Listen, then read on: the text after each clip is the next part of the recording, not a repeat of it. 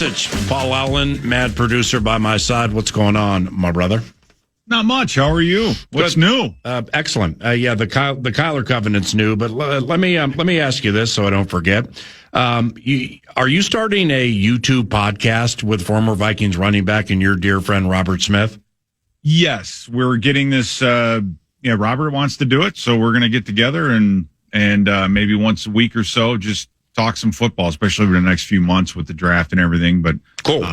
Just tell old stories. We'll probably have some guests on, hopefully the likes of a John Randall or a Dixon Edwards at some point. Randy Moss. Go from there. We get Randy on. We can get you on there. We can get all kinds. The guest part of it's all over the place, but yeah, it's fun to sit down and talk to Robert and just go through some of the memories and get his takes on things. As you know, he's still active, and I'm looking forward to picking his brain on some of these college kids because he follows the college games pretty closely. Is that going to be via the Eye in the Sky YouTube channel or something different? No, it'll be on.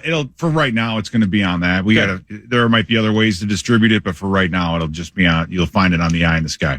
Okay, so with the way Kevin O'Connell successfully has run offense when he's had the right components and the quarterback going under center and executing plays off play action, just everything that goes into competent quarterback play. What do you think can or potentially will change with the way he calls games, given you have somebody now who is so athletically and naturally gifted running? Yeah, that's going to be the question. And I think what Kevin O'Connell said, or what Ben Gessling reported, just hearing Kevin O'Connell talk about how he views a mobile quarterback in light of how teams have planned for Justin Jefferson on base downs. So is this kind of the wholesale change, if you will? Because we've talked about an identity in the running game and what's that going to be. Now, is this kind of a form of a run pass option? Meaning, if you on base downs play fake and do something off that and see too deep, right? Quarters, cover two or whatever, just have him pull that thing down and run. The older Kyler Murray gets, the less I'd like to see him run. But this might be the wrinkle that they want to add to the running game to cause it to be a little bit more difficult to defend. And because of that piece of Justin Jefferson, he was alluding to just what he saw on tape and how teams, have defended him on base downs. So how they mix him in, I mean, this is the part, Paul, is you can't put a square peg in a round hole. Meaning, as a coach, you have to do what the players are capable of doing and what they are very good at doing. But then at the same time, you have to have some kind of identity. And our identity on offense has been under center, play action, 5-7 step drop passing game. And Kyler Murray really doesn't fit that mold. You know what I'm saying? And so how much is the offense going to change? How much is Kevin O'Connell going to change? What's the plan in that regard? And if it's going to be a lot different than what they feel J.J. McCarthy can do, then they got to make a big decision because the style of offense will change depending on the quarterback. Or they see similar attributes in both J.J. McCarthy and Kyler Murray, and they're just going to make this change and tweak to the offense and let the two of them battle it out. So we'll see. In that vein, Pete, with the offense and Kevin O'Connell and just what he can do to mold the scheme to the QB, biggest part of it, just KO has always talked about accuracy, and then a big part of this offense has been on time. And we've seen some tough moments when the ball is not delivered on time, when the play is not on time. So amount of patience as a coach that Kevin O'Connell's going to have with the improvisation of a Kyler Murray, because whether it's under center or it's out of shotgun, his instinctive nature to boot out and to buy himself a couple extra seconds, that's not something you're going to coach out of him. So what's the patience like in terms of, I got this grand plan, but the quarterback's going to alter it from time to time? That's the big question, right? And you look at Kyler Murray, and there's one thing you go through the notes and look at in games past. Kyler Murray can be very accurate, and don't forget that's the one thing when Kevin O'Connell first got here, when he talked about attributes of a quarterback, accuracy is number one. Mm-hmm. And Kyler Murray we've seen him be very accurate, surprisingly accurate. Likes to throw the football, likes to throw the ball to the tight ends. Likes to throw the ball underneath. Now, how can he get that thing down the field? We'll see. I think Kevin O'Connell's patience will be tested by if the route is there, if the timing is there, and he's still not throwing it and deciding to pull it down and run instead. That's the frustrating part. I think we saw that with the Pasternaut a few years ago. With Dobbs, he's like, oh my God, throw the ball, and then he pulls it down and runs and scores a touchdown, and you're like, you remember the video from the sideline? He's just like, oh, okay, we'll take it. But I think that's where, when plays are set up properly, get the right route against the right coverage, and the throw is there, he's got to make it. I think that's the challenge for him. Kind of at a more just things you can't fix.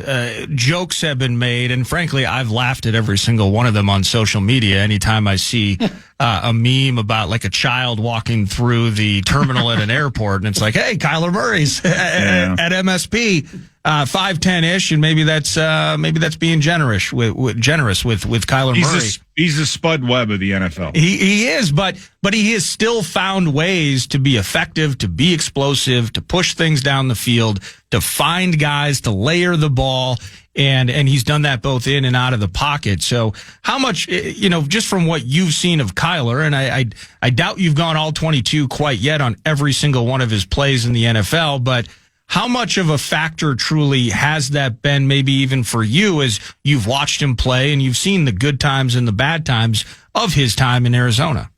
Well, what is interesting is you take a look at it's a percent of passes that are batted down at the line of scrimmage. Yeah. And this is not really an official number, I guess, by the league, but the number one, 5%, the number one quarterback in the NFL last year was J.J. McCarthy. He had 6.5 or 6.6% of his passes batted down. I mean, he led that category with a bullet over by 1%. And then 2.5% behind him was Kyler Murray. Now, neither one of them played an entire season, a full season, so to speak. So the height thing, yeah, it's real. It's there. Now, conversely, which I think is a number that's more important, is we gave up 60 sacks last year. Right. The Raiders were number one with 64. We were at 60, giving up, and then 49 the year before with Darnold.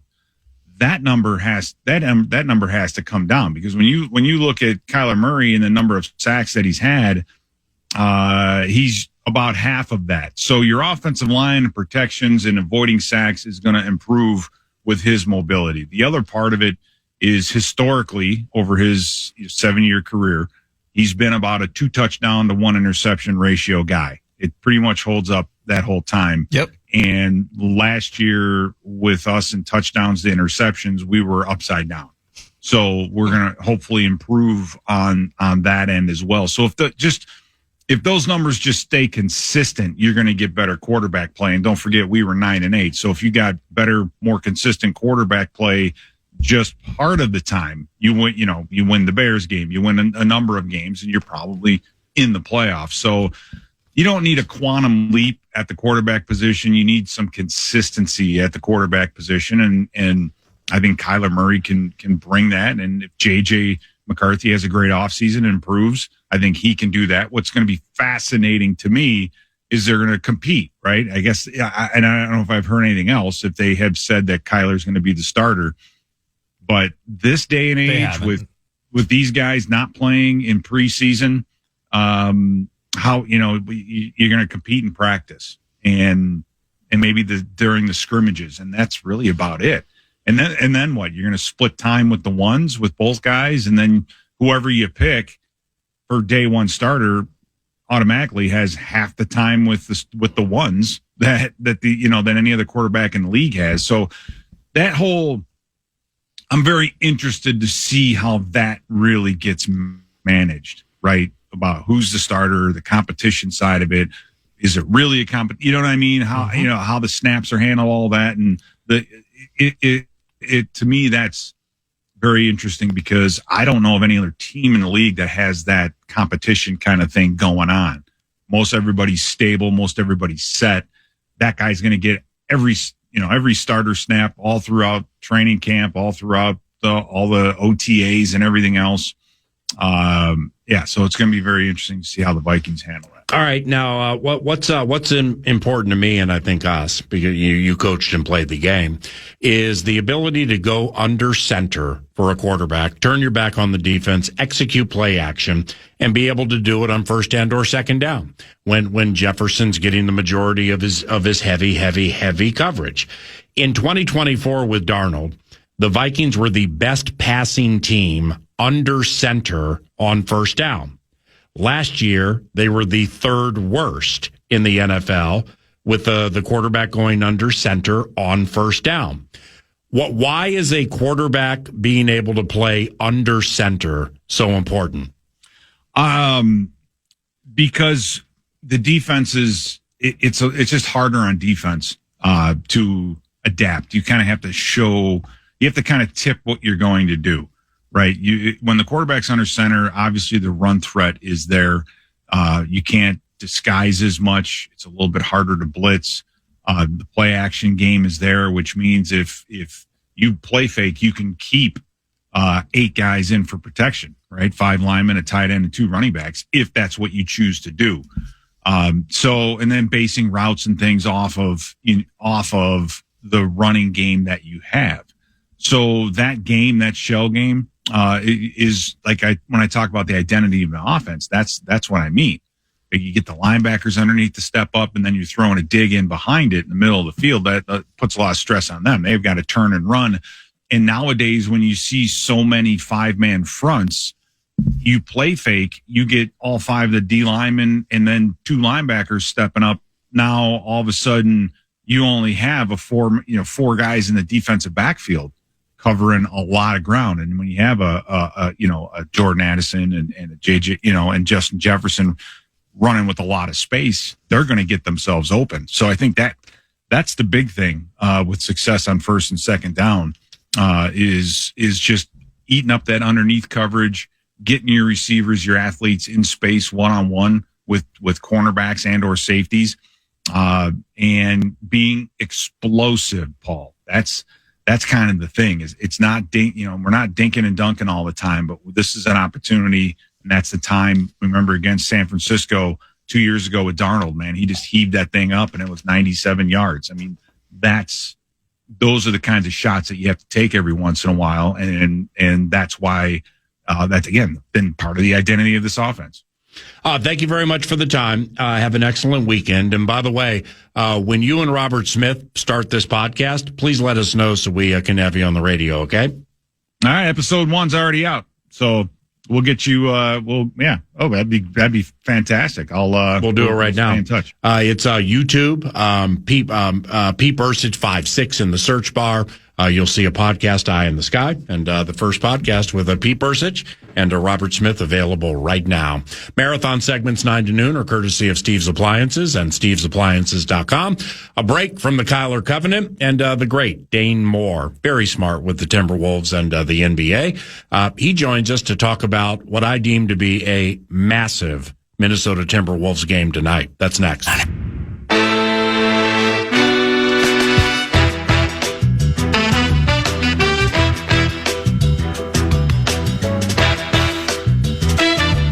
And here to break down Kyler Murray's intermediate passing while going under center on first down and facing a 7-man front is Dane Moore of the Dane Moore podcast, NBA podcast, and at Dane Moore NBA via X. And as we've mentioned, there are just a couple of breaks from the Kyler, the Creator Covenant today. This is one of them. I deem it important. And I think tonight is a massive game against the Golden State Warriors. Dane, how big do you find tonight's game against the Warriors to be? And good morning. Good morning, man.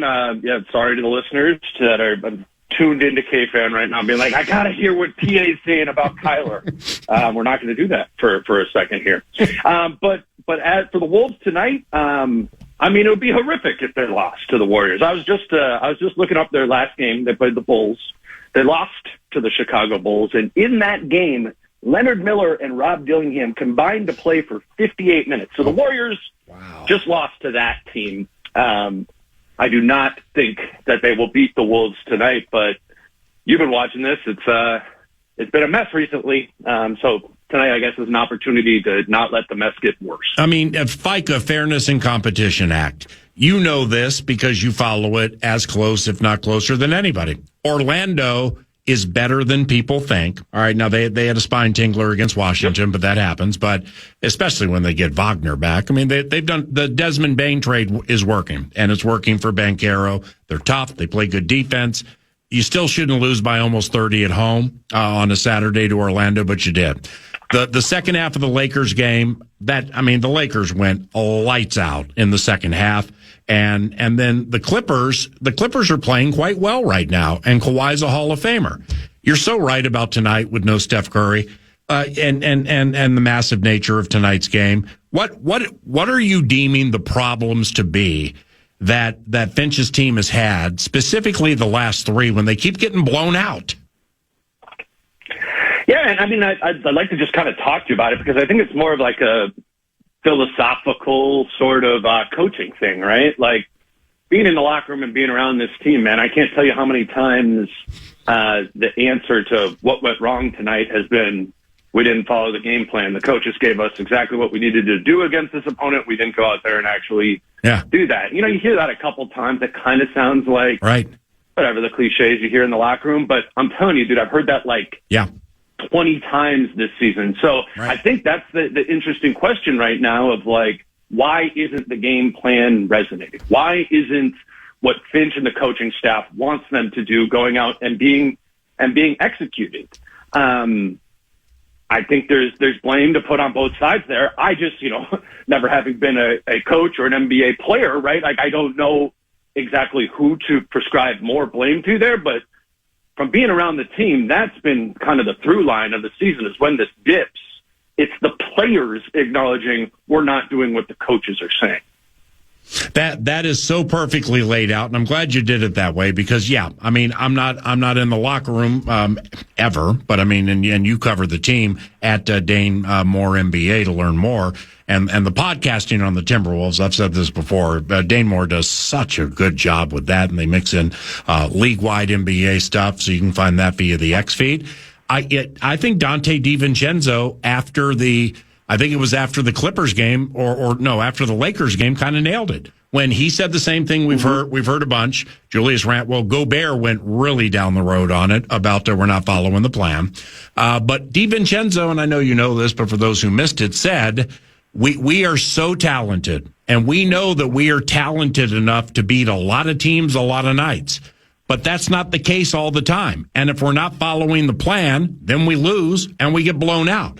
So it's in essence free will against Finchie's will, and it continues to seed the way of the players, basically like, bleep this, man, let's just go out and ball. But that's when the ball gets, as Finch says, sticky, and things happen that just don't lead to winning. Is that fairly laid out? Yeah, and I think you can, again, I think this is a blame pie that I don't understand how to split it all up there too. But you can point to throughout the game as well of Finch talks all the time about, as he does with you, right, of how important it is to have Dante and Jaden involved in the offense. And you just need to, he always says, those guys need to be taking double-digit shots a game. Well, I mean, some of that too is calling their number. I know they won't have this free-flowing offense, and Finch, as he's talked about a million times, he just wants to make the right play in front of you, and I get that. I understand what that philosophy is. But if you think it's really important for Ant to get the ball to Dante DiVincenzo off of a pin down right here, explicitly call that play, and sometimes I think it's a beauty of Finch's coaching style, but also can be costly of a little bit too much room to roam and have Anthony kind of figure that out on his own right there, right? And if it's Mike Conley, if it's Kyle Anderson, if it's a player who has a lot of experience playmaking on their own, sure, they can handle that. But Ant is getting all the defensive attention he is this season, but he's also being asked to play point guard, and I didn't have expectations of Ant being a incredible point guard this season. He's doing all the other stuff. I think he just needs some help in like getting them into the offense. And if Mike Conley's not going to be out there to play point guard, I think that is incumbent upon Finch to kind of be that connection there, right? Especially when Julius is struggling and he can't be a guy that you're consistently playing through. So I don't know. It's a web, but like Finch is involved in that too. I don't think that's unfair to say. Yeah. Well, as you lay that out and you guys talking about specifically the game plan and there's fault on both sides, you mentioned, I was going to ask you, how difficult it is during a losing stretch like this when it feels like, are they trying to be push button? Well, they're not pushing the button and there's disconnects on running the game plan, et cetera. Julius Randle is having a tough time right now. DiVincenzo up and down recently, despite some really good bursts within that. So how easy or difficult is it for you to really analyze what you're getting or not getting out of a Randle at this stage, given that overlying more global conversation of disconnects with the team? I mean, I think I'm biased, but I think it's one of the most like confusing teams ever. It really is because, dude, it was a week ago. Vibes were high. They're on a 5-game winning streak, and they just beaten a good Toronto team at home, looking like the best version of themselves. And then it's these 3 games: 27-point loss to Orlando. You got punked by the Lakers, and you got smacked by the Clippers. Like, what am I supposed to do with that? That's very confusing for me of like, where am I supposed to point my arrow here? It would be wrong to keep both of my feet in the 5-game winning streak pool and then also and ignoring the 3-game losing streak. And we've done this like 10 times this season. So that's why I am extremely, on a personal level, like confused about what even is the expectation of this team? What is a reasonable expectation of this team? I don't know. We keep saying Western Conference Finals over and over again because they've been there twice in a row. I'm just saying, if I was watching this team play and it wasn't the team I was covering and I was seeing this volatility, I would go, what? You think this team's going to the conference finals again? Right. But at the same time, I watched them mess around like this the last 2 seasons at times and still go to the conference finals. So I don't know what to make of it, man. It's confusing. What do you think of Anthony Edwards' defense of late? So bad. So disappointing. I mean, they need it, right? Like, in what you've lost from losing Nikhil and just needing additional perimeter defenders, and, Ant's kind of settling into the stand around like Luka and Harden do sort of thing. I get there's a ton on his plate. There's too much on his plate for him to play really good defense and to be the point guard and to score 30 for this team. But it just has to be a lot better in the playoffs. That's like a non-negotiable. He will need to be substantially more locked in on defense in the playoffs to do so, which we've seen him do at times. I just wonder if you start letting patterns sort of sink in, right? Is it harder to flip that switch and be a competitive defender for 40 minutes a night in the playoffs if you haven't been doing it during the regular season? Now, with that said, talk about difficult. If we remove the confusing nature of it and we just say, okay, well, here's what Finch and company have put together, whether it's, you mentioned, not getting anything out of Conley, so we got Ant playing way more point and being in a role that he shouldn't be, et cetera. What do you think of, okay, well, Bones has a pulse on a more nightly or consistent basis. Hey, Slow-Mo's back, and they're kind of inching him into the mix. As far as this is constructed, at some point when this freaking thing is going in the right direction, do you like and can you understand what has been presented as what will be the playoff roster for the Wolves? I mean, I understand it, and I get how we got here, and I think they've if it was a need to let Nickeil Alexander-Walker go, as they did, right, because they would have been way up in the second apron, if we understand that premise that you had to let Nickeil Alexander-Walker go, then I don't hate what they've done, with the roster around there. I think they've rounded it out well in ways with Ayo Dosunmu, Bones Highland, and bringing back Kyle Anderson. You got, some point guard-ish play from those guys, but it is very different than Mike Conley. And I think what this team really is missing is Mike Conley from 2 or 3 years ago, right? And that doesn't, Mike Conley, 38-year-old Mike Conley cannot do that. But I don't think Ayo Dosunmu, Bones Highland, or Kyle Anderson can really provide that for this team either. I find myself watching this game, leaving the games wanting, more point guard play, and I think Finch wants that too. I think Tim Connolly wants that too. I don't think it was necessarily an oversight. I think just putting together a roster year after year that you have almost all the holes filled. It's just a really difficult thing to do in the NBA. I think, especially today's NBA. Is Julius Randle fully engaged in the situation right now, or is he just off? And which doesn't mean he can't be back on. But what do you think of that whole thing? Well, can I ask you, what do you think on that? I think that when there are certain things that happen during the course of the game, he gets overly frustrated and gets slow up and down the court. And like after I think it was the Lakers game, he's like, we play too slow. He contributes to that at times, and they kind of plod at times anyway with Gobert. They don't have the most alacrity. They're not the speediest team up and down the court in the NBA. That's my take on it. Without talking to anybody about it, you would know more than me. Yeah, no, I mean, I just say it because I think it's one of those things that we're all seeing. The sample size is large enough that if you've watched a handful of the last 30 Wolves games, you've probably been disappointed in what you've seen from Julius Randle more than once, right? Not just from an effectiveness standpoint, but from a kind of body language standpoint, an energy standpoint out there. And I think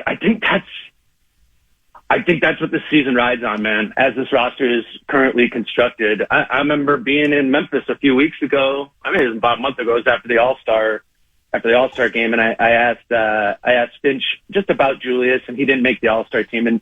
And Finch said he is our most important player. And I was like kind of sitting there like, whoa. But I started thinking about it more, and given that they don't have a point guard and the frequency that they need to play through Julius, he is so important to their offense, right? He is that second scorer. Who else is that going to be? And then defensively, they need him. Like if they play Victor Wembanyama in the playoffs, he's guarding Wemby, he's guarding Kevin Durant, he's guarding Jokic. Like Julius Randle is just so critical to this team as currently constructed that I think it should be extraordinarily concerning what we've seen from him, and that stuff that you are describing a lot recently. But it's like one thing, do I want to cry about it right now? Like, I don't know. There's no more trade deadlines. He's on the team for the rest of the way here. I don't know what the answer is other than to try to get back to the version of Julius Randle you had the first 15 games of this season, which was an all-star caliber player. This is probably as dumb a question as you'll get today, but I'm curious. Mentioning earlier, just the maybe a lack of connection between whether it's the coach and it's the game plan, the players, the push button, the talent. Who is the most emotionally boring person on this team? Because there's an aspect of this, Dane, where I see it as an outsider, and I think to myself, the emotional drive, the vibe, or the aura that kind of fuels moments with this team. I just wonder who the boring guy is in the mix, and if we can find a way to kind of amplify and stabilize maybe the emotions surrounding the night-by-night ups and downs of the Minnesota Timberwolves. It's an interesting question, and I'm kind of cycling through it as you talk. I think the answer of guys who play is Ayo Dosunmu. I think he's the least emotionally right. I don't know. Like that's what it seems like to me. You go through Rudy, you go, well, I've heard him say about 3 or 4 things this season. I've watched Julius Randle play. Jaden, he wears it on his sleeve too. He's punching wall stuff hasn't stopped. You know, there was the locker room I walked into where there was a broken mirror, and I'm pretty sure I know where that came from. It's a kind of crazy team that way. It's kind of fun. I kind of like it about the team. There's something a little like interesting about the volatility. But yeah, not a lot of individuals who are stabilizing. Which again, so I point back to Mike Conley. Like 35-year-old Mike Conley would be huge for this team because he's like the emblem of what you're talking about. Yeah. Dane, you are so good at what you do, man. And thank you very much for the time. Enjoy the game tonight and Sunday at OKC, and we'll catch up soon, okay? All right, man. Thank you. See you at DaneMoore NBA via X. By the way, the Timberwolves and the Warriors tonight. Massive game. Then they play the champions this Sunday. It's a matinee at OKC. Both those games are on FM 100.3, KFAN, along with the dedicated Timberwolves channel via the iHeart Audio app. It's 11:44. We put a wrap on the Kyler Covenant around the corner on KFAN. I can't wait. Hi, this is Stitch from Ohio. I'm very excited about Kyler Murray, but I think one key thing for him starting the season will be that teams are going to try to keep him in the pocket because of his athletic ability. So I think it's critical that we get a strong investment in that interior line for his success. All right, it's gold. Right on, man. Like the deduction. I'd have to believe teams have been attempting to keep Kyler Murray in the pocket a majority of his career. You would like to think that coaches and he have found a way to work around that, but that absolutely will be that'll have some topic to it, and we'll hear a lot about it during the course of the season when we chat with O'Connell on Tuesdays. And Kyler Murray also has a rather famous cousin who plays in the NFL. In fact, I think he still plays in our division unless he left via free agency. Anybody happen to know who it is? Cousin. It's this guy. Riker kicking it to the east side of U.S. Bank Stadium. Boom. A shorter kick by design. Duvernay from his own three. Heads right. 5, 10, 15, 20. Gets a nice block from Blackwell. Eric Wilson trying to run him down with Will Riker. And Josh Blackwell make that Devin Duvernay out of bounds deep in Vikings territory. Devin Duvernay with a cold-blooded return of 57 yards. Devin Duvernay, Kyler Murray's cousin. Got a Kyler cousin covenant right here in the division, don't we? I think he's just open for business right now.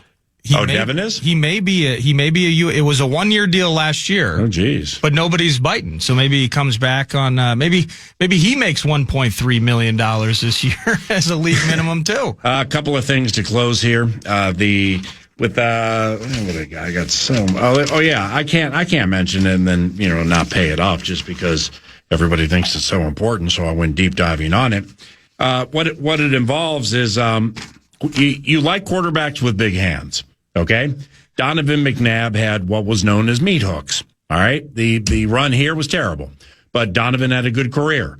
Brett Favre had meat hooks. Yeah. Dante Culpepper was chastised for having small hands when he was here. Yeah. Now, Kyler Murray's hand size is a 9.5-inch hand span. Okay. The average man hand span is 7.5 inches.